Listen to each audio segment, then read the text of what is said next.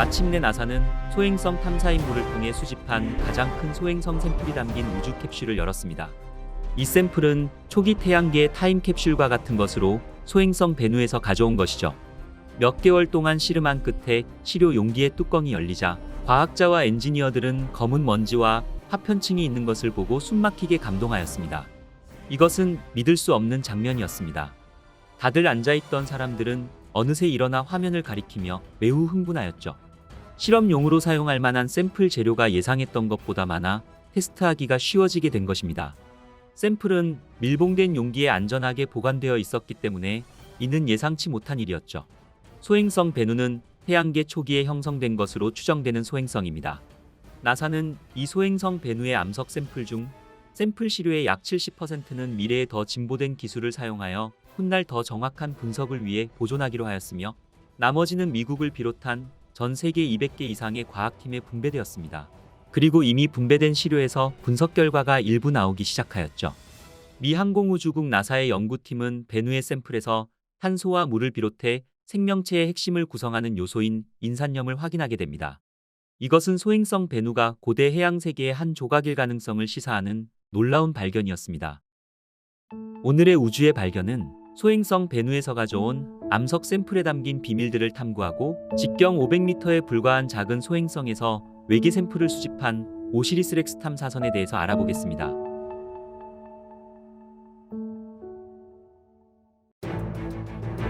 오시리스 렉스 탐사선은 소행성을 탐사하여 표본을 지구로 가져오기 위한 탐사 임무입니다. 주노 탐사선과 뉴허라이즌스를 잇는 뉴프런티어 계획의 세 번째 탐사선이죠. 베누는 매우 오래된 소행성이므로 이 임무는 중요한 임무였습니다. 이 소행성은 태양계가 탄생할 때부터 있었던 것으로 생각되며 태양계의 형성은 물론 생명의 기원에 관한 정보가 담긴 보고이기도 합니다. 그러나 이전에도 소행성의 사진을 찍었고 혜성의 꼬리에서 샘플을 수집한 적도 있었지만, 이번 탐사선은 소행성 표면에서 물리적으로 직접 샘플을 수집하기 위해 소행성을 여행한 것은 이번이 처음이었죠. 베누까지의 여행은 2년 4개월간의 항해였습니다. 2018년 12월 3일 오시리스 렉스는 약 22억 킬로미터를 이동한 후 목적지에 도착했습니다. 나사의 목표는 베누 표면에서 60g의 표토와 먼지 샘플을 수집하는 것이었습니다.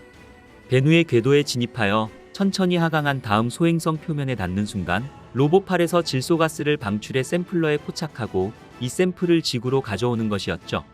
그러나 그 임무는 말처럼 간단하지 않았습니다. 베누는 직경이 약 490m에 불과한 상대적으로 작은 소행성으로, 이 같은 작은 소행성은 중력이 거의 없음을 의미합니다. 과학자들은 이전의 레이더 영상을 사용하여 베누의 대략적인 모양을 놀라울 정도로 정확도를 가지고 매핑했지만, 소행성의 낮은 중력으로 인해 베누의 표면이 상대적으로 미세하게 만들어졌을 것이라고 예상하고 있었죠. 하지만 사실은 그렇지 않았습니다. 실제로 본 베누의 모습은 큰 바위로 덮여 있었으며 그중 일부는 직경이 58m나 되었죠. 오시리스의 엔지니어들은 샘플을 수집하기 위해 착륙할 수 있는 장소가 제한되어 있다고 판단했습니다. 그래서 오시리스 렉스 탐사선은 1년이 넘는 시간 동안 베누를 돌며 표면을 매핑하고 시스템 전반에 걸쳐 최적의 위치를 선택해야만 했죠. 나사의 신중한 심의 끝에 샘플 수집을 위한 잠재적인 4개의 장소 중 결국 오시리스의 착륙 장소를 나이팅게일 지역으로 선택했습니다. 이 장소는 상대적으로 바위가 없어 보이는 분화구의 위치에 있어 많은 이점을 제공했습니다. 착륙이 더 쉬울 뿐만 아니라 소행성 표면 아래에 노출된 물질들을 정확하게 수집할 수 있는 가능성이 높은 지역이었죠. 오시리스 렉스 탐사선은 천천히 느린 하강을 시작했습니다. 그러나 오시리스는 서두르지 않고 신중하게 시도하였죠. 천천히 앞뒤로 돌진하며 점점 더 가까워졌습니다. 오시리스 탐사선은 착륙하기 위해 팔을 뻗었습니다. 그리고 곧 베누의 표면에 닿았죠. 하지만 놀랍게도 계속해서 아래로 빨려 들어갔습니다. 우리는 소행성과 혜성의 표면을 생각할 때 달에서 볼 수 있듯이 우리는 소행성에서도 설 수 있을 만큼 소행성의 표면 또한 단단하다고 상상할 수 있습니다. 그러나 소행성 베누와 같은 작은 소행성의 경우 중력이 낮아 느슨하게 결합되어 있었습니다. 겉으로 보기에는 안정된 표면처럼 보이지만 실제로는 느슨하게 고정되어 있는 상태인 것이었죠. 이것은 베누가 너무 쉽게 가라앉을 수 있다는 의미이며 탐사선이 그 안으로 사라질 가능성도 있다는 것입니다. 오시리스의 팔은 베누 표면 속으로 거의 0.5m 아래로 가라앉았고 추진기가 그 추락을 저지했습니다. 물론 이 모든 것은 미리 프로그래밍되어 있었습니다. 나사는 비록 극단적이지는 않더라도 이를 예측하고 미리 계획하고 있었죠. 하지만 샘플은 캡슐화되었지만 문제가 발생했습니다. 더 큰 암석으로 인해 막힌 플랩으로 인해 재료가 빠져나가고 있었던 것이었습니다. 나사는 더 이상의 손실을 피하기 위해 예정된 샘플 측정을 건너뛰고 반환을 위해 밀봉하기로 결정해야만 했습니다. 처음 탐사선의 계획은 60g의 소행성 재료를 수집하는 것이었습니다. 그러나 베누와의 구초라는 짧은 접촉만으로도 오시리스 탐사선은 300g의 샘플을 수집할 수 있었습니다. 이것은 나사가 예상했던 것의 5배였습니다. 하지만 수집된 양이 너무 많아 오히려 샘플러의 헤드를 닿는 플랩에 암석이 끼어 소량의 재료가 손실되고 있었습니다. 하지만 오시리스 탐사선은 샘플러 헤드를 내장된 밀봉용기로 옮기는데 성공하게 됩니다. 오시리스 탐사선의 맹렬한 질소가스 폭발로 인해 소행성 베누의 새로운 분화구를 만들었습니다. 베누의 약한 중력에 느슨하게 고정되어 있던 소행성의 암석들은 모든 방향으로 발사되면서 6톤의 토성 먼지가 우주로 튀어나왔습니다. 한동안 오시리스 탐사선은 소행성 위로 날아가서 소행성을 촬영하며 결과를 확인하면서 지켜보았습니다. 이제 베누의 표면은 달라졌습니다. 2021년 5월 10일 오시리스 탐사선은 베누를 마지막으로 비행을 한 후 지구로 돌아가는 긴 여행을 시작하였습니다.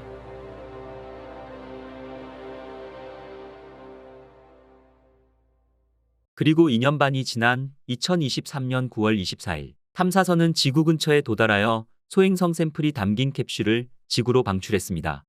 이 캡슐은 12km/s의 속도로 지구 대기권에 진입해 낙하산을 펼치며 하강 속도를 늦추었습니다. 캡슐은 유타주 훈련장에 안전하게 착륙했고 그곳에서 대기하고 있던 나사 직원들이 회수하였죠. 며칠 후 휴스턴에 있는 나사 우주센터의 과학자들은 오시리스 렉스에서 나온 반환된 샘플 용기의 뚜껑을 열었습니다. 나사의 엔지니어들은 놀랍고 흥분되는 광경을 목격하였습니다. 과학자들이 가장 먼저 본 것은 소행성 베누의 것으로 추정되는 샘플 용기에 붙어있는 검은 가루와 모래 크기의 입자층이었습니다.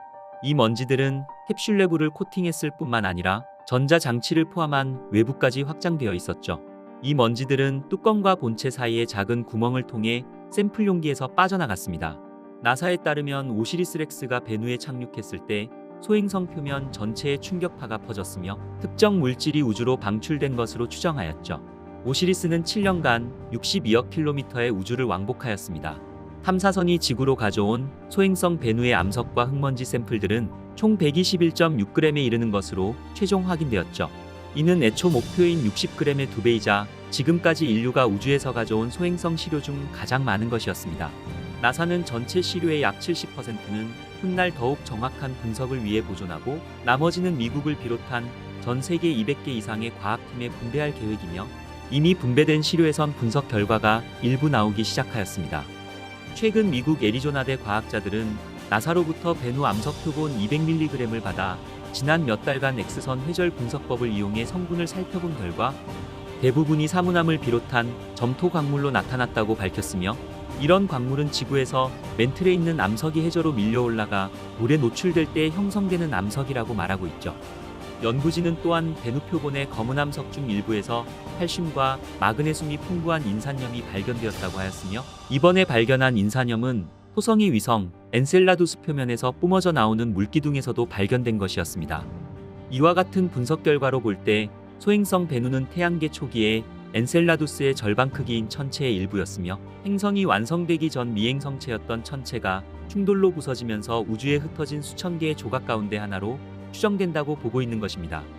과학자들은 특히 베누의 암석 표본에서 생명의 기원에 관한 단서가 될 수 있는 구조체가 포함되어 있는 데 주목하고 있죠. 이 구조체는 마치 물 위에 뜬 기름처럼 아주 작은 방울 모양의 구체인 나노글로불입니다. 라우레타 교수는 이 구조체가 원시 세포와 같은 것일 수 있다고 말하며 그 이유는 이 물질이 세포와 같은 구획을 갖고 있다는 점이었죠. 그리고 이번 연구가 단순히 베누에서 생명체의 존재 가능성이 아닌 45억 년 전 초기 태양계의 비밀을 풀 수 있는 연구가 될 것이라고 기대하고 있는 것입니다. 소행성의 이야기는 끝이 아니라 오히려 시작입니다. 그리고 오시리스 탐사 임무는 이제 새로운 시작에 불과하죠. 이 탐사선은 당시 지구로 샘플을 발사하고 착륙하지 않은 채 또 다른 행성인 아포시스를 탐사하기 위해 항해를 시작하였습니다. 아포피스 탐사 임무가 시작됨과 동시에 오시리스 렉스의 명칭도 오시리스 에이펙스로 변경되었습니다. 오시리스 탐사선은 2029년 4월 13일 아포피스에 도달하여 약 6개월 동안 소행성 주변에서 탐사할 예정이죠. 그리고 베누에서 그랬던 것처럼 탐사선은 소행성 표면에서 약 5m 이내로 낙하한 후 추진기로 폭발시켜 소행성의 내부 물질을 드러내는 방식으로 조사할 것입니다.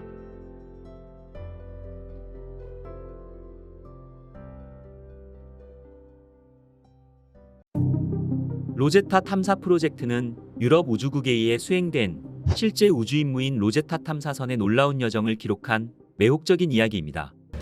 2004년 발사된 로제타 탐사선은 67P 추류모프 게라시멘코 혜성과 만나 연구하는 특별한 임무에 착수하여 우리 태양계의 기원에 대한 미스터리를 밝혀냈습니다. 그 과정에서 탐사선은 수많은 성공을 맞이했고 엄청난 도전에 직면하였습니다. 이 이야기는 역사상 처음으로 혜성 가까이에 접근하여 혜성 표면에 착륙하는 것을 목표로 하는 야심찬 계획으로 로제타 탐사선의 발사로 시작되었죠. 10년 이상 우주를 여행한 후 탐사선은 마침내 목적지인 67P 혜성에 도달하게 됩니다.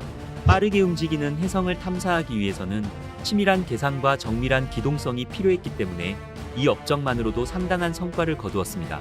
탐사선이 혜성에 가까워지면서 필레라는 이름의 착륙선을 혜성 표면에 배치하는 어려운 과제에 직면하게 됩니다.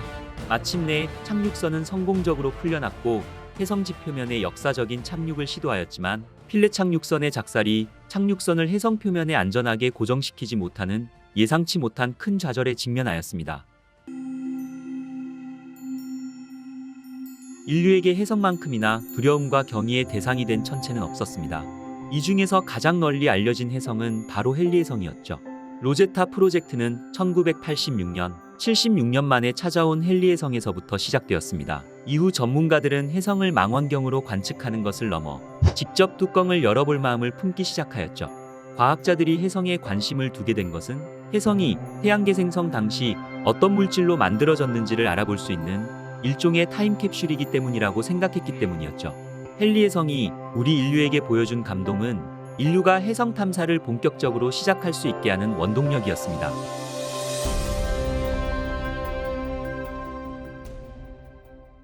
유럽 우주국과 미양 공우주국이 혜성에 관해서 본격적으로 관심을 갖기 시작할 때 과학자들은 혜성 탐사 대상을 정하기 시작하였습니다. 1986년 지오토 탐사선은 헨리 혜성에서 불과 600km 정도 떨어진 지점까지 접근했지만 천문학자들은 더 자세한 정보를 위해서는 혜성에 더 가까이 다가가야 한다고 갈망하게 되었죠. 이에 따라 유럽 우주국과 미양 공우주국 나사가 손을 잡고 혜성 지표면에 착륙해 샘플을 채취해서 돌아오는 혜성 탐사 미션을 추진하였으나 나사의 예산 삭감으로 미양 공우주국은 이 프로젝트를 포기하게 되어 로제타 프로젝트는 위기에 빠지게 되었습니다. 하지만 유럽 우주국은 미션을 크게 수정하여 유럽 우주국이 이끄는 단독 프로젝트로 추진하게 됩니다.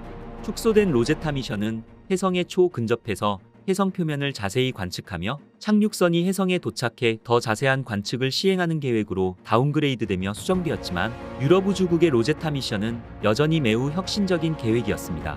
로제타 미션의 첫 번째 목표는 46P 비르타넨 혜성이었습니다. 하지만 로제타 탐사선을 싣고 출발할 예정이었던 아리안5 로켓이 2002년 발사에 실패했고 이에 따라 아리안5 로켓과의 발사는 완전히 취소되는 사건이 발생하게 됩니다. 이 사건으로 인해 탐사선의 목표가 변경되는 것으로 이어졌습니다. 혜성의 특성상 긴 공전 주기를 가지고 있는 혜성의 큰 이심률은 다시 원하는 지점에 도달하기까지 상당 시간 기다려야만 했기 때문에 로제타 탐사선의 목표는 10년 내에 과학자들이 원하는 지점에 접근할 예정인 67P 혜성으로 변경되게 됩니다. 하지만 67P 혜성이 태양과 가장 가까이 접근할 때 지구 궤도에서 매우 가까워지는데 이때 탐사선이 혜성에 도달하게 된다면 혜성이 태양빛을 받아 표면이 증발하면서 혜성의 모습을 제대로 관측하기 어려워집니다.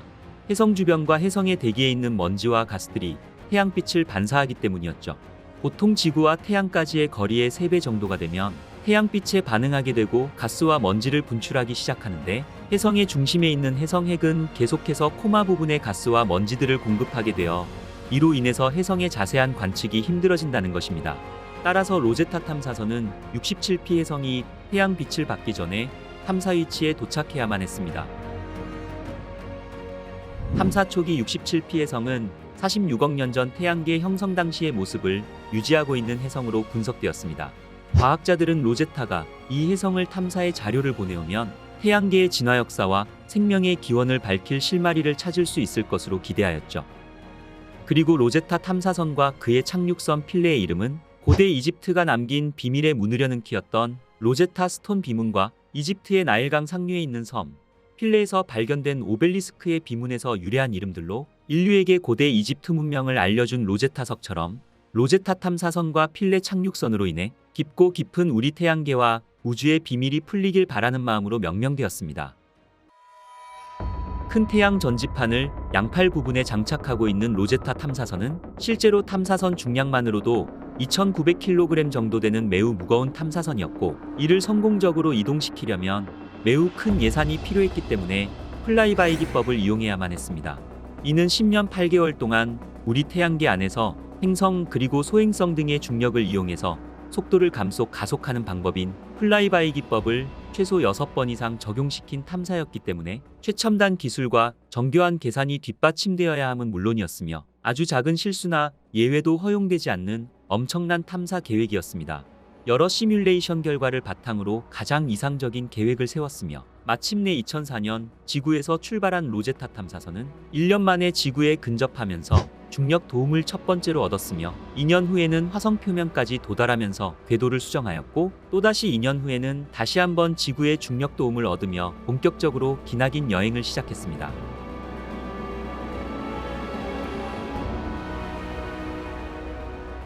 이어서 2번의 소행성 중력 도움과 또 한 번의 지구 중력 도움을 얻으면서 2011년엔 전력 소비를 최소화해 배터리와 전자장비의 수명을 연장하기 위해서 잠시 동안 동면에 들어가기도 하였죠.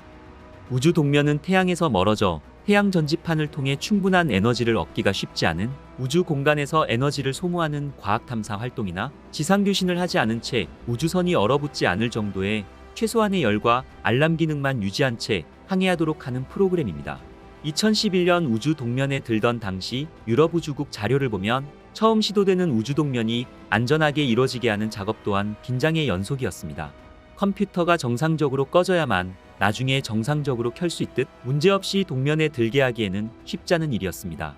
당시 발표 자료에 따르면 우주 동면 작업은 거의 1년에 걸쳐 이루어졌으며, 먼저 과학 탐사 장비들을 끄는 작업이 이루어지고 이후에 동력 장치를 서서히 끄는 작업이 진행되었습니다. 이 사진은 마지막 신호가 안전하게 끊긴 이후 홀가분한 표정으로 동면 작업 성공을 기뻐하는 연구자들의 표정에서 2011년 6월 당시 사진으로 우주 동면 작업이 얼마나 긴장되는 일인지를 알 수 있을 것 같습니다. 이후 로제타는 지상과 교신 없이 최소 동력만 유지한 채 해성을 쫓아 우주를 항해했습니다. 로제타 탐사선은 동면 중에도 태양 전지판이 태양을 향하도록 프로그램되어 있어 동력을 충전하기 시작했고, 3년 뒤인 2014년 초 로제타의 신호는 8억 7,224km 떨어진 머나먼 우주 공간에서 빛의 속도로 44분 53초가량 날아와 미국 항공우주국의 딥스페이스 안테나에 먼저 수신되었습니다. 로제타 탐사선은 긴 겨울잠에서 깨어난 후 안녕 세상아라는 메시지를 보내며 목표 해성에 도달하기 위한 여정을 다시 시작했습니다.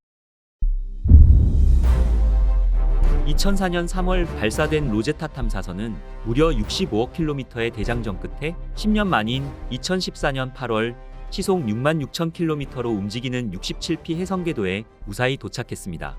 그리고 2014년 8월부터는 마침내 67P 해성을 공전하면서 근접 사진을 촬영하기 시작하였죠.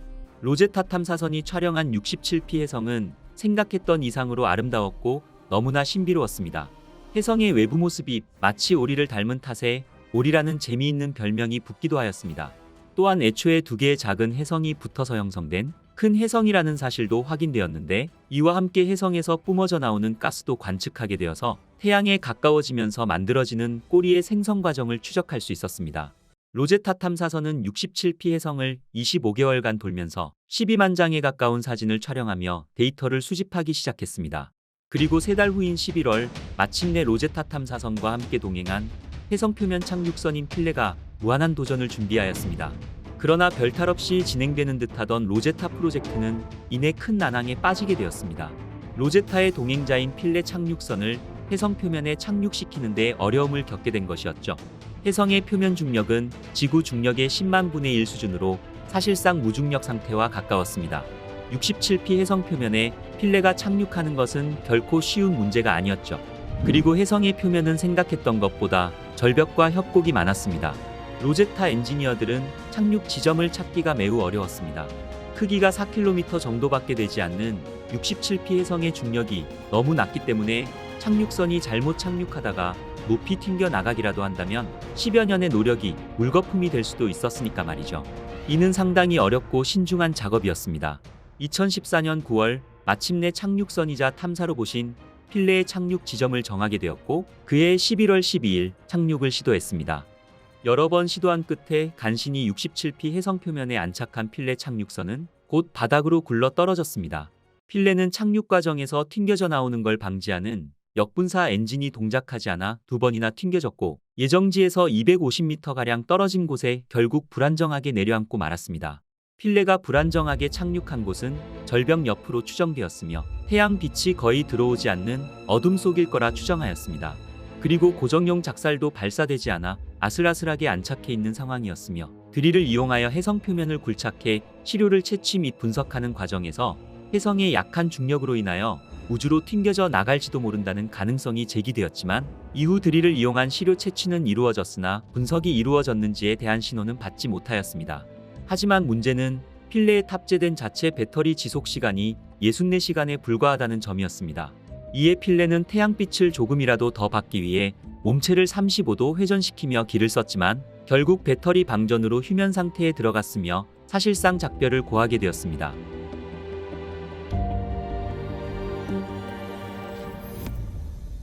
혜성이 태양에 근접하면서 그늘에서 벗어나 태양광 발전을 사용할 수 있을지도 모르지만 그것도 동면 상태에서라도 작동하고 있어야 가능한 것이기 때문에 필레가 되살아나는 건 힘든 것으로 추정하였습니다. 그러나 2015년 6월 14일 ESA는 필레가 태양광에서 전력을 얻어 7개월 만에 극적으로 깨어났고 약 한 달간 67P 혜성의 구성 성분 등에 대한 정보를 보내온 필레는 지난해 7월 교신이 완전히 끊겨 어디에 있는지조차 파악할 수 없는 신세가 되고 말았죠. 원인은 알 수 없으나 과학자들은 기계 오류나 에너지 부족을 원인으로 보고 있으며 2016년 2월 12일부로 공식적으로 영구 동면 상태임을 선언했습니다. 사실상 신호를 다시 받을 가능성은 0%에 가깝기 때문에 더 이상 명령을 보내지 않을 거라고 밝혔습니다. 결국 혜성 비밀을 탐사하는 임무는 온전히 로제타의 몫으로 남게 되었죠. 로제타는 이후에도 67P 혜성 궤도에 머물면서 혹시 다시 올지 모르는 필레의 통신 신호를 잡고자 교신 시스템을 가동한 채 외로운 탐사를 계속했습니다. 이 과정에서 로제타 탐사선은 우주의 미스터리를 풀 여러 단초를 제공하였습니다. 로제타가 한 가장 중요한 발견은 67P 혜성 대기에서 생명체 성분인 글리신과 인을 찾아낸 것이었죠. 물론 생명체를 찾아낸 것은 아니지만 글리신은 아미노산 가운데 생명체를 이루는 단백질을 만드는 성분 중 하나이며 이는 DNA와 세포막의 핵심 재료인 것입니다. 그동안 과학계는 혜성이 지구와 충돌하면서 아미노산 등 생명체의 구성 요소를 지구에 전달했을 수 있다는 가설을 세워왔으며 로제타의 발견은 이러한 짐작을 뒷받침하는 것으로 과학계에서는 이 엄청난 발견에 대해서 흥분을 감출 수 없었습니다. 그리고 로제타의 놀라운 발견은 계속 이어졌습니다. 또한 로제타는 기존 과학계의 통설을 깨뜨린 것도 있었습니다. 바로 지구의 물이 혜성에서 온 것이 아니라는 사실이었죠. 로제타가 67P 혜성 정보를 지구에 전송하기 전까지 상당수의 과학자들은 물을 머금은 혜성이 지구에 충돌하면서 물이 흘러들어왔을 것이라고 믿었습니다. 하지만 로제타가 보내온 데이터를 분석한 결과 67P 혜성에서 발견된 물의 중수소 비율은 지구 물에 비해 매우 높다는 사실이었죠. 이는 지구의 물의 기원이 혜성일 가능성이 낮다는 것을 의미한다는 것입니다. 이로 인해 지구와 혜성과의 연관성은 다시 멀어졌습니다. 하지만 이 데이터는 소행성의 수분 함량이 일반적으로 매우 낮음에도 불구하고 소행성이 지구의 물 공급원임을 시사하는 모델에 더 많은 가중치를 부여하고 있습니다. 지구의 물은 어디에서 왔을까요? 어쩌면 67P 혜성이 궤도를 돌며 태양과 가까워져 우리가 찾고 있는 물의 기원이 모두 증발해버린 것은 아닐까요? 어떻게 우리가 살고 있는 지구에서만 액체로 된 물이 존재하며 형성되었을까요? 이 흥미롭고 해결되지 않은 주제에 대해서 여러분들의 생각은 어떠신가요? 이 질문에 대한 여러분의 생각을 댓글로 남겨주세요. 이처럼 과학 발전에 큰 공을 세운 로제타 탐사선에게도 작별의 시간이 다가왔습니다. 목성 주위를 도는 67P 해성이 점차 태양에서 멀어지면서부터 태양 에너지를 이용해서 전력 생산하는 로제타 탐사선은 임무를 이어가기 어려운 상황이 된 것이었죠. 이에 유럽 우주국 ESA는 로제타가 끝내 우주 쓰레기가 될 것이라 판단하였고, 그런 상황이 오기 전 로제타를 67P 해성에 추락시키기로 하는 마지막 임무를 결정했습니다. 이는 로제타를 해성에 최대한 접근하게 해 더 많은 정보를 수집하기 위한 결정이기도 하였습니다. 로제타는 그동안 67P 해성 궤도에 머물렀을 뿐 해성 표면을 가까이에 이른 적은 없었습니다. 결국 해성으로의 추락은 로제타 탐사선에게 부여된 최후 임무가 되었습니다. 로제타는 최대한 천천히 해성에 접근하며 고해상도로 해성 표면을 촬영하고 화학 성분을 분석한 자료를 충돌 직전까지 지구에 전송하였습니다. 그리고 이 과정에서 다시 한번 극적인 일이 일어났습니다. 해성과 충돌하려고 다가가던 중 그동안 위치를 알 수 없던 필레 착륙선을 찾은 것이었죠. 필레 착륙선은 햇빛이 들지 않는 바위 아래에서 발견되었습니다. 로제타에 탑재된 카메라 오시리스를 개발한 세실리아 투비아나 ESA 연구원은 이제야 필레가 왜 이렇게 통신이 안 됐는지 알았다며 해성 충돌을 앞두고 필레를 찾게 되어서 정말 기쁘다고 심정을 전하기도 하였죠. 결국 로제타 탐사선은 해성에 추락하여 충돌 직전까지 11만 6천 장의 사진과 데이터를 지구로 전송한 뒤 12년간의 기나긴 탐사 임무를 완전히 종료하였습니다. 로제타는 잠들었지만 로제타 탐사선이 남긴 자료들의 해석과 연구는 해성과 태양계의 초기 정보에 관한 실로 엄청난 정보를 전달해 주었습니다. 해성 궤도에 진입한 일 자체가 2014년 과학계의 가장 획기적인 성과로 꼽힐 만큼 로제타와 필레는 해성에 관한 인류의 궁금증을 풀어냈으며 해성의 고해상도 표면 사진을 전송해 지리적 특성을 연구하는 데 큰 도움을 준 것은 물론이고, 대기에서 탄소 성분이 함유된 유기분자와 핵을 둘러싼 먼지와 가스에서 산소 분자가 다량으로 포함되어 있다는 사실을 밝혀냈습니다. 또 필레의 드릴 작업을 통해 해성 표면 아래는 딱딱한 얼음으로 덮여 있다는 것도 알게 되었죠. 로제타 미션은 인류에게 상상력과 우주기원에 대한 경이로움과 호기심을 불러일으켰습니다. 로제타의 성과는 미래 세대의 과학자들과 우주 탐험가들에게 영감을 주었고, 우리가 우주로 더 멀리 모험을 하면서 그 너머에 있는 우주의 신비에 대한 해답을 찾는 미래의 우주 탐사 임무에 영감을 주었습니다. 67P 추류모프 게라시멘코 해성과 해성을 탐사한 로제타 미션에 대한 모든 것을 알아보았습니다.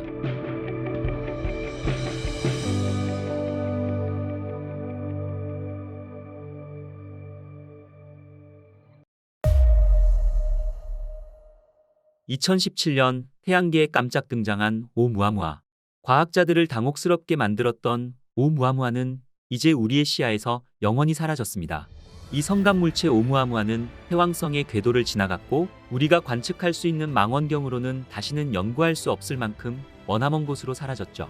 이것의 기원과 성격은 오늘날까지도 학계에서 뜨거운 논쟁을 불러일으키는 미스터리로 남아 있습니다. 길이 400m의 오umuamua는 2017년 말 태양계의 중심부를 통과했습니다. 짧은 방문 기간 동안 이 미스터리 우주함석은 2400만 킬로미터 이내까지 지구에 접근했으며 불과 발견된 지 몇 주 만에 우리의 시야에서 영원히 사라졌죠. 과학자들은 처음에 오umuamua를 소행성이라고 생각했지만 그 이후 해성이라는 연구 결과가 발표되면서 오umuamua의 정체가 소행성인지 해성인지를 두고 과학자들의 논쟁이 시작된 것입니다. 그런데 오umuamua는 소행성도 해성도 아닌 외계인이 만들어 보낸 우주선일 가능성이 높다는 논문이 발표되면서 과학계가 발칵 뒤집혔죠. 처음 발견되었을 당시에도 나사는 천문학계에서조차 외계 비행체로 의심하여 수많은 조사를 했을 정도로 이 천체에 대한 논란은 아주 뜨거웠습니다. 하지만 이 오umuamua의 변칙적 특성으로 인해 해성과 소행성 그리고 인공적인 것으로 분류하는 것조차 확실하게 말할 수 없었죠. 과연 오umuamua는 우주의 천체일까요? 아니면 외계인이 보낸 인공적으로 만들어진 물체일까요? 먼 별에서 날아온 부서진 행성의 조각일까요? 아니면 정말 우연히 지능을 가진 외계 생명체에 의해 의도적으로 우리 태양계로 보내진 외계 기술의 일부였을까요? 놀랍게도 이러한 이론들을 모두 그럴듯하게 제시하는 학자들이 있어 여전히 논쟁 중에 있습니다.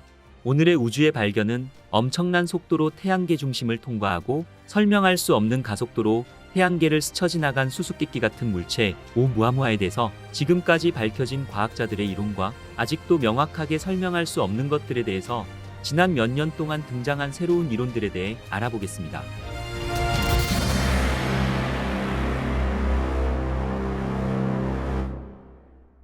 간단히 요약하자면 오umuamua는 우리 태양계에 도착한 최초의 성간 물체입니다.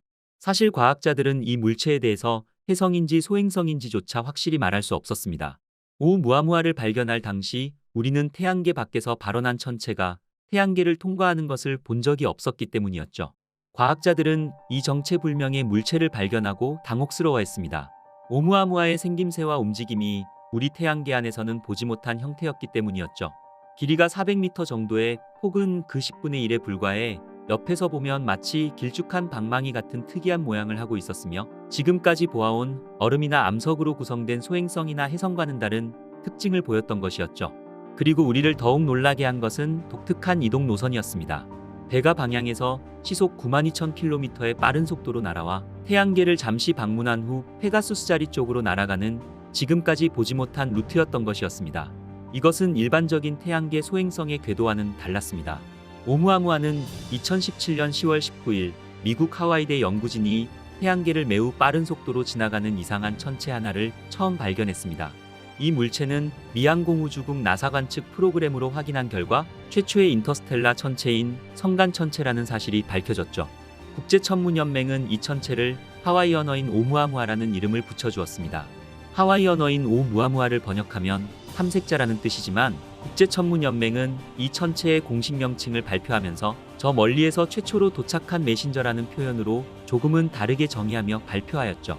어느 쪽이든 오umuamua의 이름은 이 천체가 다른 것들보다 먼저 왔다는 사실을 분명하게 암시한다는 것을 뜻하였습니다.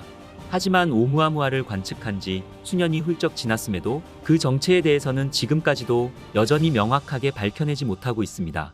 다시 말해서 탐색자를 뜻하는 오umuamua는 이전에 발견된 모든 해성 및 소행성들과 비교했을 때 미스터리하고 낯선 천체였던 것이었죠. 오umuamua의 엄청난 이동 속도는 과학자들에게 궁금증을 자극하기에 충분했습니다. 오umuamua가 태양계로부터 멀어질 때 태양의 중력에 맞서는 일반적인 천체보다 그 탈출 속도가 훨씬 빨랐던 것이었죠. 과학자들은 이 해답을 찾기 위해 고군분투하였습니다. 행성이나 별과 같은 큰 물체는 해성과 소행성을 포함한 작은 물체를 가속하는 중력 도움을 줄 수 있지만 오umuamua는 태양계를 지나갈 때 속도가 무려 태양계 해성보다 3배 빠른 시속 약 31만 5천 km로 오umuamua의 가속도는 이러한 중력 도움으로는 도저히 설명할 수가 없었습니다. 태양계를 향해 날아오는 해성의 속도는 그 크기에 따라 다르겠지만 2021년 12월 지구를 근접하여 지나간 레너드 해성의 속도가 시속 25만 km였다는 점을 떠올린다면 오umuamua의 속도는 정말 놀라운 것이었죠. 보통 태양계로 날아드는 해성은 먼지나 얼음 조각 등 돌멩이로 만들어져 태양에 가까워질수록 가열됨에 따라 가스와 먼지를 방출하게 되는데 해성의 뒤쪽으로는 불꽃과 긴 꼬리가 만들어지면서 이 같은 가스가 방출되며 해성이 가속도를 높이게 되는 것이죠.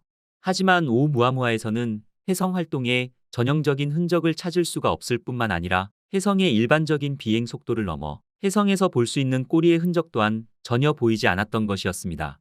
이런 점들에 의해 과학자들은 오umuamua의 본질을 정확하게 파악하는 데 어려움을 겪고 있었죠. 이 같은 과학자들의 논쟁이 한창인 가운데 미국 하버드대 스미스소니언 천체물리학연구소의 에이브러햄 러브 교수와 슈무엘 비알리 박사는 오umuamua가 외계인이 보낸 물체일 수 있다는 분석 결과를 국제학술지 천체물리학 저널레터스에 발표했습니다. 외계인이 태양계 내부 탐사를 목적으로 의도적으로 보낸 탐사선일 수 있다는 주장을 한 것이었죠. 그리고 러브 교수팀은 이러한 연구 결과는 모두 과학적 근거에 바탕을 둔 것임을 강조하였습니다. 그렇다면 이 교수팀은 왜 이 물체를 외계 우주선으로 단정지었을까요? 그 첫 번째는 이상한 가속도에 있었습니다. 일반적인 천체는 태양에 가까워질수록 태양의 중력이 천체 비행을 방해해 그 속도가 느려집니다. 하지만 오umuamua는 오히려 태양 주변을 지나면서 그 속도가 더욱 빨라졌던 것이었습니다. 태양 중력만으로는 설명되지 않는 특이한 현상이 나타난 것이었죠. 그리고 러브 교수팀은 해성 가설 또한 잘못된 분석이라며 반박했습니다. 오umuamua가 태양 가까이 있을 때 표면이 떨어져 나간 것이 관측되지 않았다는 게 그 이유였죠. 만약 표면에서 물질이 떨어졌다면 이동 속도뿐 아니라 오umu아무아의 자전 속도도 동시에 빨라져야 하는데 이런 현상은 일어나지 않았다는 것이었습니다.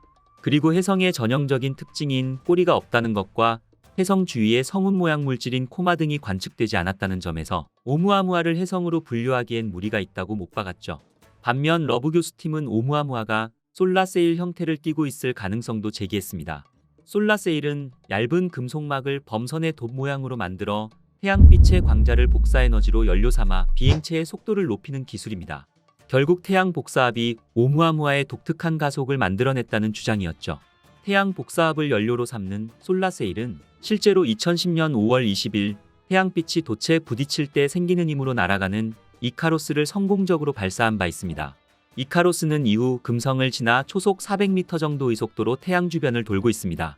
그리고 미국 우주기업 스타샷 이니셔티브도 이 같은 기술을 이용하여 2036년 발사된다는 계획을 가지고 있죠. 인류가 스타샷 프로젝트를 통해 태양계에서 4.37광년 떨어진 센타우루스 자리 알파를 탐사하려는 것처럼 오umu아무아 또한 외계인이 태양계 탐색을 목표로 보낸 것일 수 있다는 것이었습니다. 그리고 특정 의도 없이 태평양의 난파선처럼 중력과 별의 복사 영향으로 인해 우연히 태양계까지 흘러들어왔을 수도 있다는 것이 러브 교수의 주장이었죠. 하지만 세티 연구소는 미국 캘리포니아의 군지평 전파 망원경인 앨런 망원경 집합체 ATA를 이용해 지구에서 약 2억 7천만 킬로미터 떨어진 곳에 위치한 오umu아무아의 전파 신호를 관측한 결과 인공신호로 분류할 만한 아무런 신호를 발견할 수 없었다고 밝히며 러브 교수의 주장에 대해 반박하였죠. 하지만 에이브러햄 러브 교수는 인공신호가 없는 이유에 대하여 오umu아무아가 어떤 신호도 측정되지 않은 것은 영화 스타트rek처럼 공간이동을 시도했을 수도 있기 때문이라고 주장해 오umu아무아가 고등 생명체의 산물일 가능성에 대한 의문은 아직도 풀리지 않고 있습니다. 사실 천문학자들이 오umu아무아를 발견한 것은 이미 태양에 가장 가깝게 접근한 후 이미 태양계를 벗어나고 있을 때였습니다. 태양에 묶여있기에는 너무 빠르게 움직이고 있었죠. 하지만 이 짧은 기간 동안에 이루어진 관측만으로도 과학자들은 오umu아무아가 쌍곡선 궤도라고 부르는 궤도상에 있다는 것을 증명하였습니다. 이 쌍곡선 궤도는 우주암석이 우리 태양계에 속한 것이 아니라 단지 성간 공간에서 날아와 태양계를 통과하는 것을 나타내는 것으로 부메랑 모양의 궤적을 뜻합니다. 이것은 한번 지나쳐간 후로는 두 번 다시는 이 우주 암석을 볼 수 없다는 뜻이었죠. 최초로 관측된 성간 천체 오umu아무아. 전 세계의 천문학자들은 이 성간 물체에 대해서 모든 것을 배우기 위해 전 세계 이용 가능한 모든 데이터를 파헤치기 시작하였습니다. 많은 과학자들이 이 오umu아무아의 가속이면에 있는 메커니즘을 해석하려고 노력했지만 제안된 모든 아이디어에서는 아쉽게도 실제 상황과 상당한 차이가 있었죠. 새로운 연구에서 캘리포니아 대학 화학 조교수인 제니퍼 베르그너와 코넬 대학의 미국 국립과학재단의 박사 후 연구원인 데릴 셀리그만은 새로운 이론을 제안하며 마침내 이 문제는 매듭지어지는 것으로 보여졌습니다. 셀리그만 박사는 몇 년 동안 오umu아무아의 가스 방출을 설명하려고 노력해왔습니다. 처음에는 혜성에게서 방출되는 가스에 먼지가 그리 많지 않을 것이라고 봤지만 나중에는 수소와 같은 일반적인 혜성에서 볼 수 있는 것보다 더 많은 휘발성 물질인 질소나 일산화탄소로 구성됐을 것으로 생각이 바뀌었죠. 하지만 이런 각각의 설명에는 이론적인 문제점이 여전히 존재했습니다. 예를 들어 수소가 오umu아무아의 크기로 물체가 얼기 위해서는 극도로 낮은 온도가 필요하기 때문이었죠. 과학자들은 이러한 물체가 형성되는 고밀도의 분자구름 내부에서는 그만한 온도가 유지되리라고는 예상하지 않는다고 설명하고 있으며 질소는 은하계에서 예상되는 그러한 물체의 양을 설명할 수 있을 만큼 충분하지 않는 것이었습니다. 연구진은 성간 매체를 통해 이동하는 혜성은 기본적으로 우주방사선에 의해 가열되어 결과적으로 수소를 형성한다라고 말하면서 오umu아무아에 이런 일이 일어난다면 내부에 갇혀있던 수소와 같은 가스가 태양에너지에 가열되어 방출될 것이라고 생각한다고 밝혔죠. 그리고 연구진의 계산은 이론적으로 이 수소 방출의 힘이 오umu아무아의 이상한 가속을 설명할 수 있음을 보여주었습니다. 실제로 천문학자들은 40년 이상의 실험적 연구에서 우주선에 존재하는 고에너지 입자가 물 얼음에서 분자 수소를 분리할 수 있을 뿐더러 얼음 블록 내부에 가두어둘 수 있음을 입증한 바 있습니다. 그리고 최근 2023년 한국천문연구원에 따르면 이론천문연구센터 팀엠 황 박사를 중심으로 하는 국제연구팀에서 오umu아무아는 수소 얼음과 물 얼음으로 이루어져 있지 않다는 논문이 발표되면서 또다시 논쟁의 중심이 되었습니다. 최근 천문학계에서는 오umu아무아가 수소와 물 얼음으로 구성돼 있어 성간을 통과해도 파괴되지 않을 수 있다는 새로운 이론이 제시되었죠. 성간 물질은 별과 별 사이의 공간에 존재하는 먼지와 기체를 말합니다. 연구팀은 오umu아무아가 우주 공간에서 겪을 수 있는 중요한 가열 및 냉각 과정을 고려한 연력학적 모델을 제시했습니다. 오umu아무아가 빠른 속도로 추진하기 위해서는 수소 얼음이 기체로 승화되어야 하는데 이때 많은 양의 수소가 필요한 것이죠. 그러나 수소 얼음과 물 얼음으로 오umu아무아가 구성되어 있다고 가정하고 표면 온도를 추정한 결과 온도가 매우 낮아 오umu아무아를 추진할 힘이 부족하고 충분한 수소 얼음도 없다는 사실을 밝혀냈습니다. TM 황 책임연구원은 오umu아무아가 어떻게 태어났으며 본질이 무엇인지 규명하는 것은 여전히 천문학자들에게 남겨진 숙제라고 말하고 있죠. 오umu아무아의 기원이나 그 특이한 형태의 원인을 설명하는 연구 결과들은 이외에도 꽤 많이 발표된 바 있습니다. 하지만 지구관측 역사상 최초로 발견된 이 성간 물체에 대해서는 더 이상의 자세한 관측은 이제 불가능하게 되었죠. 이 물체는 우리의 시야에서 사라진 지 이미 오래이기 때문입니다. 하지만 이 물체의 정체를 밝힐 기회는 아직 남아 있습니다. 우리 태양계로 들어오는 비슷한 성간 물체를 또다시 발견할 경우 수소 얼음이 승화될 때 어떻게 변화하는지 더욱 자세히 관찰할 수 있을 것이기 때문입니다. 향후 베라 루빈 천문대에서 이루어질 대형 시놉틱 관측망원경 LSST를 통해 많은 성간 물체를 탐지한다면 오umu아무아의 기원과 본질에 다가갈 수 있을 것이라고 기대하고 있습니다. 그리고 미 항공우주국 나사는 혁신적인 항공우주 분야 연구를 지원하는 혁신 고급 개념인 NIAC 프로그램을 진행 중입니다. 이 프로젝트는 성간 천체를 직접 탐사할 수 있는 새로운 아이디어를 제시하였죠. 그 비결은 다름 아닌 태양 중력을 활용하는 것입니다. MIT 연구팀이 제시한 대안은 솔라세일을 이용한 정지위성이었습니다. 먼저 태양계 외곽에 여러 대의 작은 탐사선을 빙 둘러 띄워놓고 정지궤도 위성처럼 제자리에 멈춰 있도록 하는 것이었죠. 이 상태로 성간 천체가 발견될 때까지 기다리며 언제든 출격할 태세를 갖추게 되는 것입니다. 만약 성간 천체가 발견된다면 적당한 위치의 탐사선을 골라 태양 쪽으로 자유낙하시킨다는 것이죠. 그러면 연료 없이도 태양의 강력한 중력에 의해 점차 가속할 수 있으며 자유낙하 궤도는 솔라세일을 범선의 도처럼 이용해서 성간 천체와 만나는 코스로 조절할 수 있다는 것입니다. 태양을 지나친 뒤에는 다시 솔라세일로 추진력을 얻어 성간 천체를 따라잡는다는 획기적인 발상인 것이죠. 연구팀은 중력 슬링샷으로 성간 천체에 도달한 탐사선이 장기간 랑데부를 유지하는 방법을 연구하고 있습니다. 오umu아무아는 영원히 사라졌지만 앞으로 새로운 성간 방문자가 발견되어 천문학자들에게 남아있는 질문에 대한 답을 찾는 데 도움이 될 것입니다. 단순한 성간 천체라고 하기엔 자연의 법칙을 거슬렀다는 오umu아무아. 이제 다시 만날 수 없는 성간 물체가 우리에게 던진 메시지는 과연 무엇이었을까요? 이상한 가속도로 태양계에 들어온 미스테리한 외계 천체 오umu아무아에 대해서 알아보았습니다. 과학은 우주와 세상을 보는 우리만의 관점일 것입니다. 새로운 증거가 등장함에 따라 과학은 역동적으로 진화하게 되겠죠. 그 시대의 기준을 바꾸고 우리의 상식 또한 계속해서 바뀌게 될 것입니다. 1994년 7월 전 세계 천문학자들은 슈메이커 레비9 혜성이 목성에 충돌하는 것을 숨죽이며 지켜봤습니다. 이 사건은 보는 것만으로도 믿을 수 없는 일이었습니다. 이러한 충격적인 사건은 연구조차 생각하지 못하였으며 이전에도 목격된 적도 없었으니까 말이죠. 이 충격적인 폭발은 너무나도 강력했습니다. 이 폭발은 원자폭탄 3억 개에 해당하는 엄청난 위력이었습니다. 총 21개로 쪼개진 혜성의 파편들은 6일 동안 목성대기에 떨어졌습니다. 그 충격은 목성대기에서 3,000km 높이까지 거대한 물질 기둥을 만들었으며 구름 꼭대기에서 성층권까지 거대한 잔해 기둥이 생성되었죠. 목성의 엄청난 중력을 고려한다면 이것은 정말 인상적인 것이었습니다.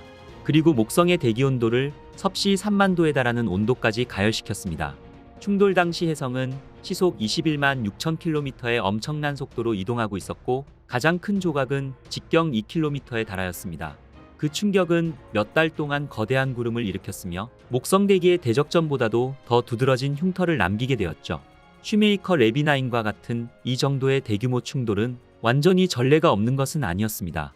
사실 우리 태양계는 혜성과 소행성의 충돌에 대한 증거로 가득 차 있죠. 달에서 보이는 운석 구덩이는 아직도 선명한 충돌 자국을 간직하고 있습니다. 과학자들은 6,600만 년 전 백악기 말 거대한 소행성이 지구에 충돌하였고, 비조류 공룡들이 갑자기 대량 멸종된 사건을 소행성이 지구에 충돌한 것이라 추정하고 있는 것이죠. 우리는 이런 거대한 충돌 이벤트를 실제로 볼 수 없을 거라 생각했습니다. 하지만 1994년 혜성이 행성에 충돌하는 목성 충돌 사건을 실제로 목격하였죠. 만약 이 혜성의 작은 한 조각이라도 지구에 충돌했다면 지구는 과연 어떻게 되었을까요? 오늘의 우주의 발견은 우주에서 목격된 가장 큰 행성 폭발 사건인 슈메이커 레비9 목성 충돌 사건에 대해서 알아보겠습니다.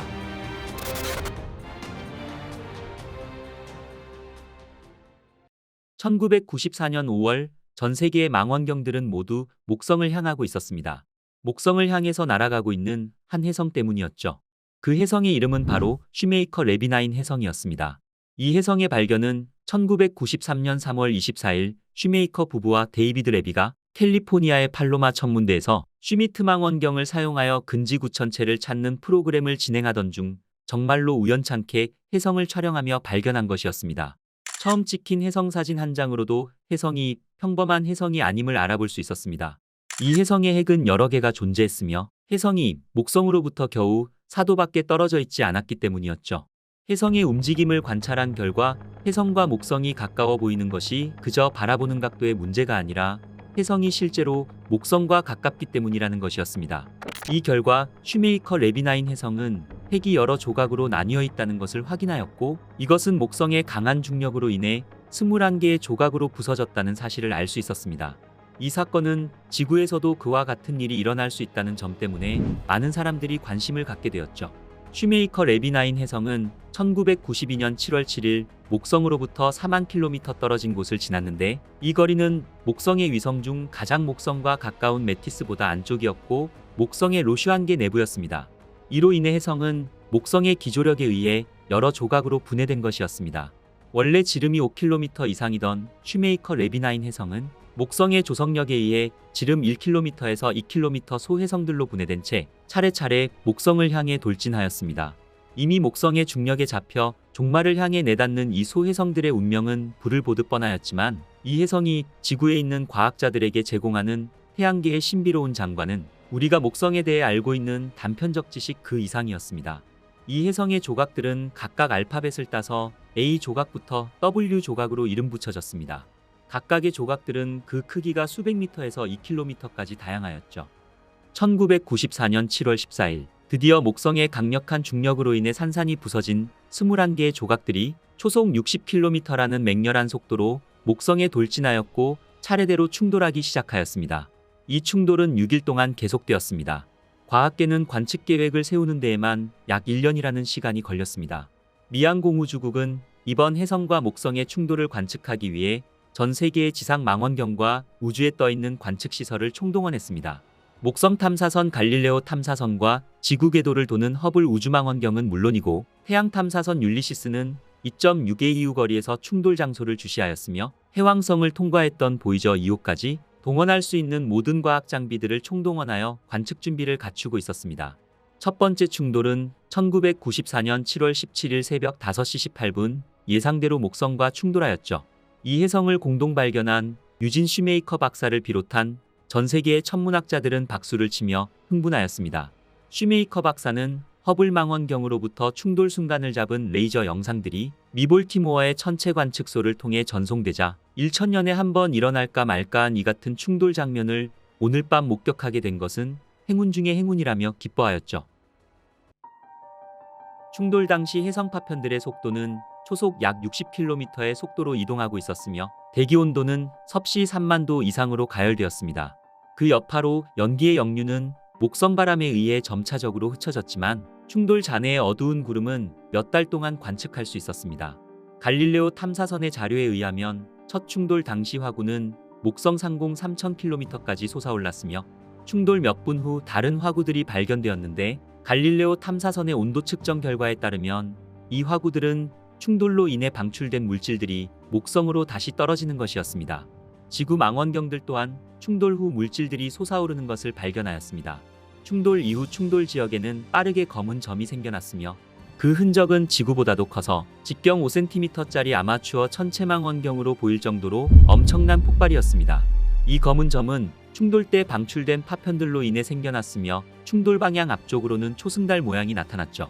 이후 6일에 걸쳐서 21개 파편들이 차례대로 충돌했으며 그리고 가장 큰 충돌은 해성 조각 중 지 조각이 낙하할 때였습니다. 이 충돌로 인해 생긴 점은 지름 12,000km에 육박하였으며 약 600만 TNT 메가톤만큼의 엄청난 에너지를 방출하였죠. 이후 충돌은 마지막 W 조각이 충돌할 때까지 계속되었습니다. 과학자들은 해성 조각이 대기권을 관통하며 목성의 대기 하부에 있는 물질들을 들어올려 구름 아래 물질들을 관찰할 수 있었습니다. 분광기를 통해 흡수선을 분석한 결과 목성의 대기에는 황과 이황화탄소가 포함되어 있음을 최초로 밝혀졌으며 암모니아 및 황화수소도 감지되었죠. 목성에서 발견된 황의 양은 작은 해성 핵에서 나올 만한 양보다 훨씬 컸고 이는 목성 자체에 이러한 물질이 원래부터 존재했음을 뜻하는 것이었습니다.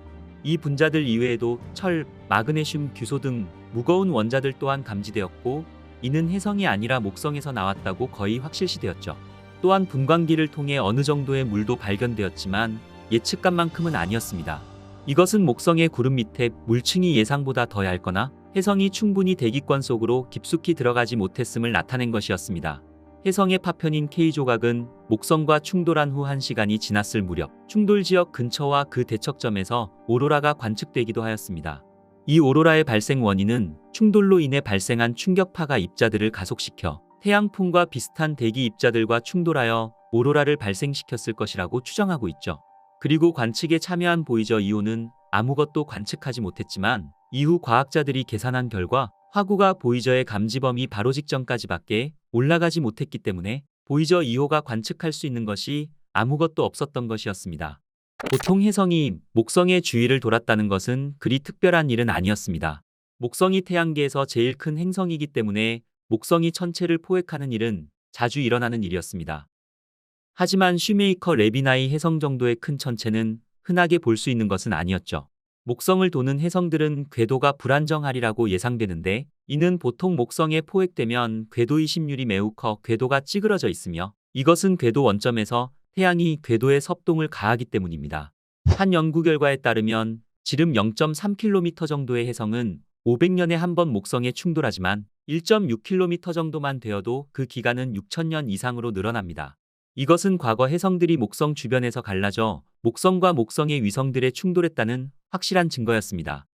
보이저 탐사선들이 목성을 탐사하던 당시 행성 지질학자들은 칼리스토와 가니메데에서 사슬형 충돌구 13개를 찾아냈고 그 당시에는 충돌구의 형성 원인을 알 수 없었습니다. 하지만 과학계는 슈메이커 레비나인 해성이 충돌하자 이 사슬형 충돌구가 쪼개진 해성의 조각들이 순차적으로 충돌해서 생긴 것이라고 믿고 있는 것이죠. 슈메이커 레비나인 해성의 충돌을 통해 목성의 우주 청소기로서의 역할이 주목받게 되었습니다. 많은 수의 해성과 소행성이 목성의 강한 중력에 이끌려 목성과 충돌하였습니다. 목성은 태양계로 진입하는 해성과 소행성의 천체 수를 줄여주는 보호막 역할을 하고 있었던 것이었습니다. 그리고 목성은 태양계의 장벽이라고도 부르고 있습니다. 약 6,600만 년 전 백악기말 공룡을 멸종시킨 칙슬루브 충돌 사건은 지름 10km짜리 소행성 하나가 지구에 있는 유카탄 반도에 떨어져서 생긴 사건이었습니다. 그 많던 비조류 공룡들이 멸종되었다는 사실을 생각하면 우주는 그리 안전한 곳이 아님을 알 수 있습니다. 우주에서는 이 같은 충돌 사태가 도처에도 끊임없이 일어나고 있는 것이죠. 지금도 지구 바깥 궤도를 돌고 있는 거대한 목성은 외부 태양계에서 지구를 향해 날아오는 많은 소행성들이 목성이라는 방패에 먼저 들이받음으로써 지구가 비교적 안전을 누리는 것이죠. 만약 슈메이커 레비나인 해성의 작은 한 조각이라도 지구에 충돌했다면 지구 생물체의 대부분은 아마 멸종을 면치 못했을 것입니다.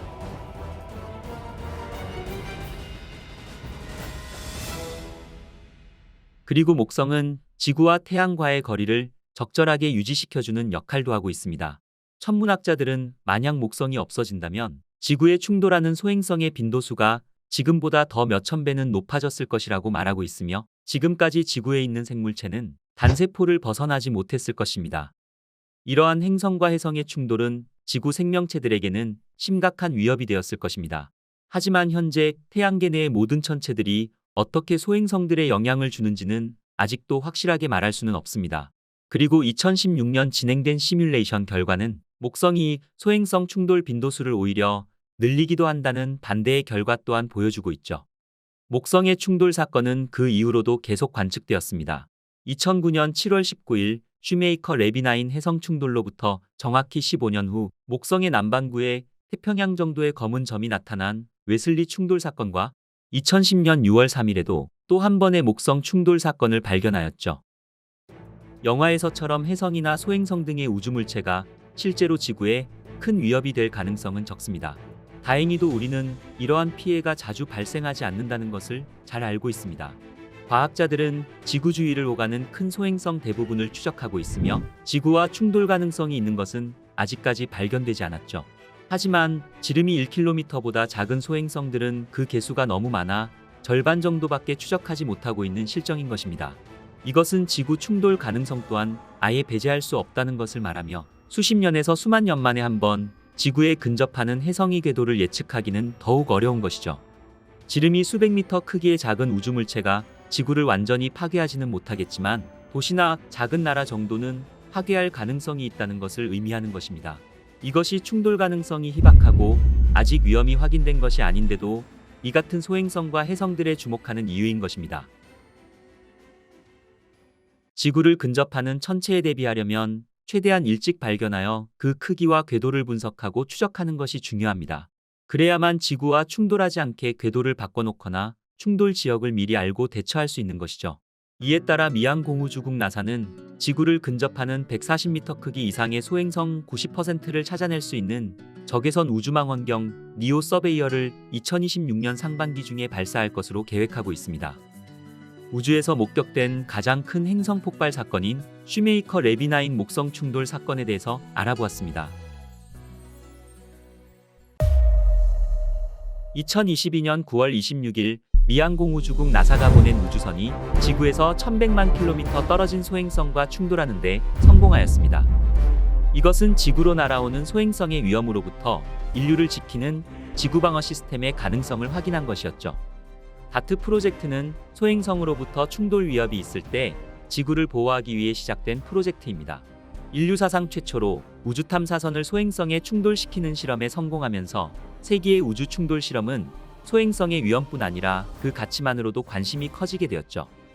냉장고 크기만한 이 작은 우주선은 무게 610kg으로 초당 6km의 속도로 소행성에 충돌하였습니다. 소행성은 약 3톤의 TNT에 해당하는 충격을 받았고 우리는 이 엄청난 소행성 충돌 실험에 대한 모든 것을 영상과 사진 자료로 모두 기록하였죠. 이번 시험 발사로 나사는 지구와 충돌 가능성이 높은 소행성들을 어떻게 지구로부터 빗나가게 할지에 대한 자료를 얻었으며 또 소행성과 우주선을 충돌시켰을 때 소행성 궤도에 얼마나 영향을 미칠 수 있는지도 파악할 수 있게 되었죠. 지구 밖 1100만 킬로미터에서 이루어진 실제 소행성 충돌 프로젝트인 다트 미션에 대해서 알아보겠습니다. 5, 4, 3, 2, 1 and liftoff of the Falcon 9 and DART on NASA's first planetary defense test to intentionally crash into an asteroid. 다트 우주선은 2021년 11월 24일 반덴버그 공군기지에서 스페이스X의 팰컨 9 로켓에 실려 발사되었습니다. 다트 프로젝트는 인류에게 치명적 피해를 줄 수 있는 소행성과 지구 충돌을 막기 위해 소행성 궤도를 인위적으로 바꾸는 초유의 지구 방어 실험인 것입니다. 과거에도 수명이 끝난 우주선이 행성에 충돌한 적이 있지만 처음부터 충돌을 목적으로 발사된 우주선은 다트 미션이 처음이었습니다. 이 실험이 성공하게 된다면 충돌 효과로 인해 디모르포스 소행성 궤도가 약간 느려지고 궤도가 영구적으로 변경될 수 있는 것입니다. 이것은 작은 변화일지 모르지만 시간이 지남에 따라 소행성의 궤도에 장기적으로 큰 영향을 미칠 수 있는 중요한 실험이었습니다. 이번 충돌 실험 대상인 소행성 디모르포스는 직경 160m로 수년 전 공룡을 멸종시켰던 10km 크기의 소행성보다는 훨씬 작은 크기지만 지구와 충돌할 경우 지금까지 사용된 가장 강력한 핵무기보다 6배는 더 강력한 300메가톤 이상급의 에너지를 방출할 수 있을 만큼 엄청난 위력을 가진 소행성입니다. 물론 디모르포스 자체는 우리에게 위협이 되지 않지만 이러한 기술이 발달된다면 6,500만 년 전 비조류 공룡들을 멸종시킨 소행성 칙술루그와 같은 대격변 사건으로부터 지구를 구할 수 있는 가능성이 높아지는 것이죠. 이론적으로 지구에 도달하기 수년 전에 위험한 소행성을 식별할 수 있다면 우리는 그것을 우리에게 완전히 빗나가게 할 수 있을 만큼 미리 대비할 수 있는 것을 말하는 것입니다. 우리는 인지하지 못하고 있지만 놀랍게도 매일 평균 100톤에 가까운 소행성들이 지구로 떨어지고 있습니다. 물론 그 크기가 작아서 거의 모든 소행성들이 지구 대기의 마찰로 인해 소멸되기는 하지만 그중 1m 정도의 크기를 가진 몇 개의 소행성들은 실제로 지구 곳곳에서 관측되고 있습니다. 직경이 수십 미터에서 수 킬로미터 정도 되는 소행성은 그 빈도수가 훨씬 더 적기는 하지만 언제든지 지구와 충돌할 가능성이 있는 것입니다. 1908년 지름 약 50m 크기를 가진 소행성이 러시아 시베리아에 떨어졌을 때 서울 면적의 3배가 넘는 지역이 영향을 받았으며 무려 8천만 그루의 나무들과 2000제곱킬로미터의 산림이 사라졌고 수천 킬로미터 떨어진 영국 런던에서도 폭발음이 들릴 정도로 엄청난 것이었습니다. 폭발의 위력은 일본 히로시마에 투하된 원자폭탄의 최대 1000배에 달하는 것으로 추정되고 있으며 2013년 2월 러시아 첼랴빈스크주에서 발생한 운석 폭발은 15m에서 20m로 추정되는 작은 소행성이었지만 무려 수천 명의 부상자와 재산 피해를 초래하였습니다. 그리고 더욱 소름 끼치도록 무서운 사실은 지구대기에 들어오기 직전까지 아무도 발견하지 못한 것이었습니다. 심지어 지상에서 관측할 수 있는 수준이 되어서야 맨눈으로 확인할 수 있었으며 소행성의 충돌 모습들은 차량 블랙박스 영상으로 확인할 수 있었죠. 미양공우주국은 1998년부터 지구와 충돌할 가능성이 있는 소행성을 찾아 추적하기 시작하였고 약 3만 개의 소행성을 식별해왔습니다. 하지만 다행히도 그중 어느 것도 우리에게 위협을 주는 소행성은 없었죠. 그러나 미양공우주국이 실제로 포착한 소행성은 전체 소행성의 일부에 불과합니다. 지구에 충돌했을 경우 심각한 위험을 초래할 수 있는 140m 크기 이상의 소행성들은 약 2만 5천여 개가 있을 것으로 추정하고 있으며 이 중 50%도 안 되는 만여 개만이 확인되어 추적 감시 중인 것입니다. 하지만 나머지 15,000개는 아직 발견조차 하지 못하고 있는 것이죠.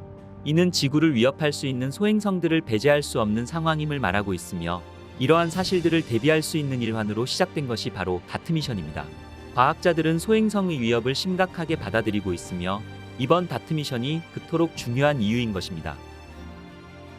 그렇다면 태양 주위를 돌고 있는 수많은 소행성 중에서 왜 하필 디모르포스가 이번 임무의 목표가 되었을까요?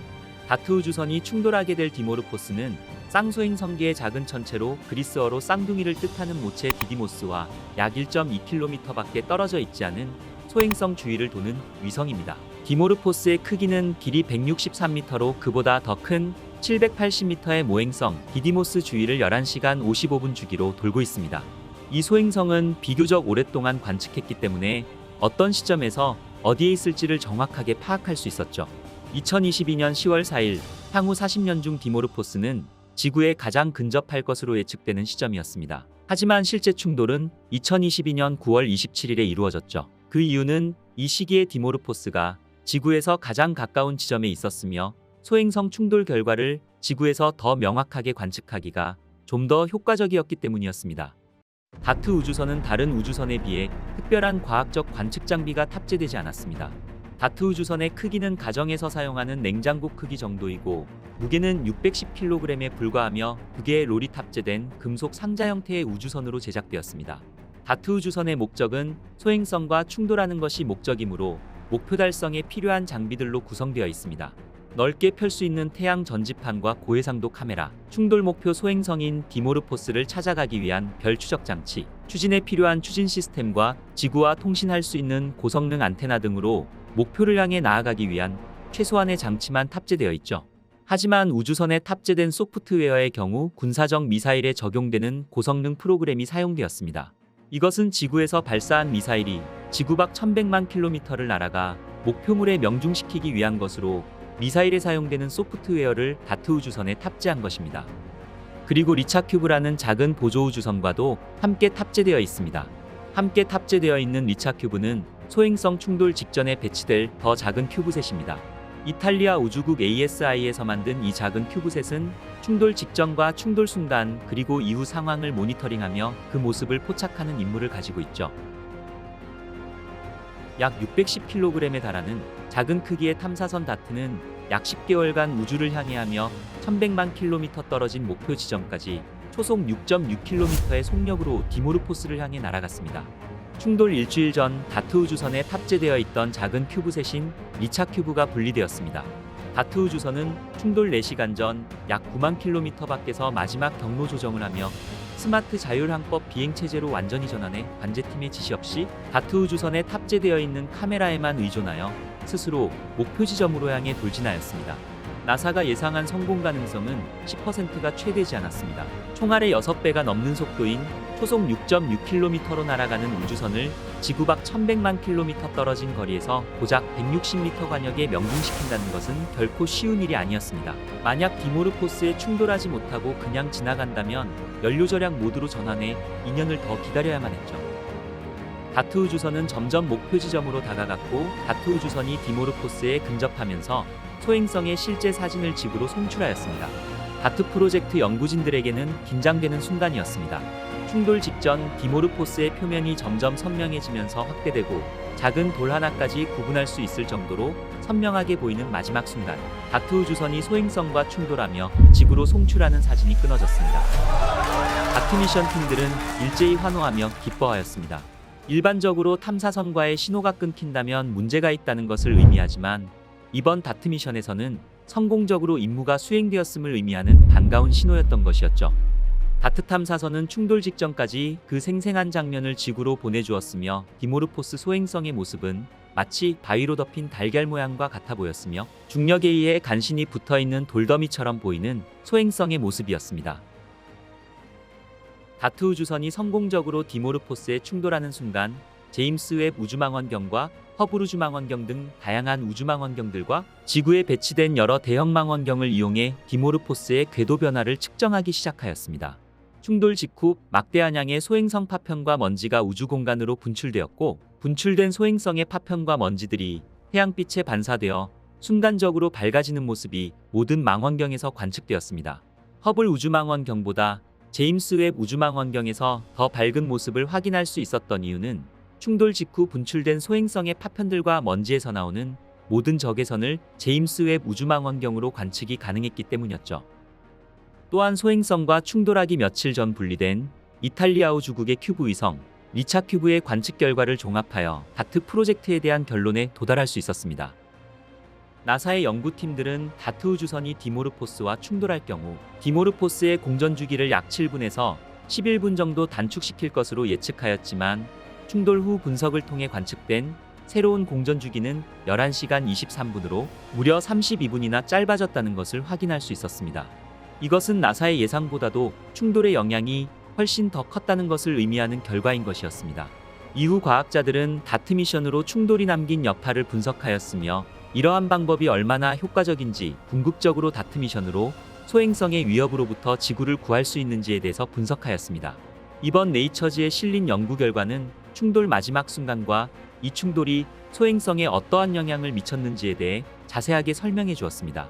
발표된 연구에 따르면 탐사선의 소행성 충돌 때문에 소행성 궤도가 축소되었으며 현재 디모르포스는 충돌 전보다 32분 더 빠르게 궤도를 돌고 있음을 밝혀졌습니다.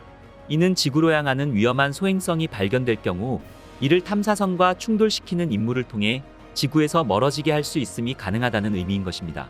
그리고 우주선의 궤적 데이터와 충돌 직전의 소행성 표면 사진을 결합했으며 이를 통해 다트가 초속 6km 이상의 속도로 디모르포스를 향해 돌진할 때 가장 먼저 부딪힌 부분은 태양 전지판 중 한 부분이었고 이 패널은 폭 6.5m의 바위에 부딪혔음을 알아냈습니다. 이 충돌로 인해 디모르포스는 최소 1000톤에 달하는 암석들이 분출되었고 이 파편들은 소행성 뒤로 수만 킬로미터에 걸쳐 소행성의 꼬리를 형성하였습니다. 이것은 마치 혜성과 같은 모습이었습니다. 수많은 망원경들은 소행성의 꼬리가 이동하고 진화하는 과정을 몇 주에 걸쳐 관찰했으며 허블 우주망원경은 충돌 후 사라진 두 번째 꼬리까지 감지하기도 하였습니다. 다트 탐사선은 소행성 중심에서 약 25m 떨어진 지점에 충돌하여 충돌의 힘이 극대화되었음을 확인하였습니다.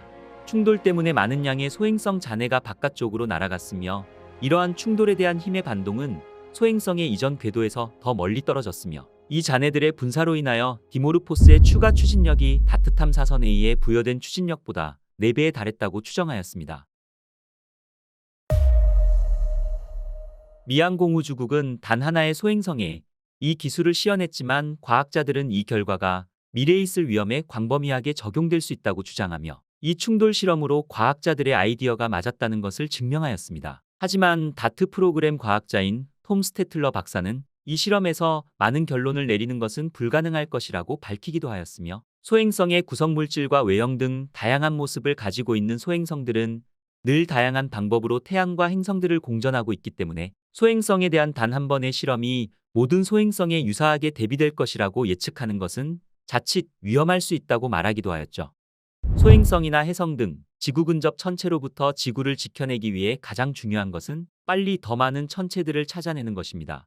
다트 미션을 통해 그 가능성을 본 소행성 방어 기술 또한 결국에는 지구에 접근하는 위험한 천체들을 얼마나 빨리 찾아낼 수 있는가에 달려있기 때문인 것이겠죠.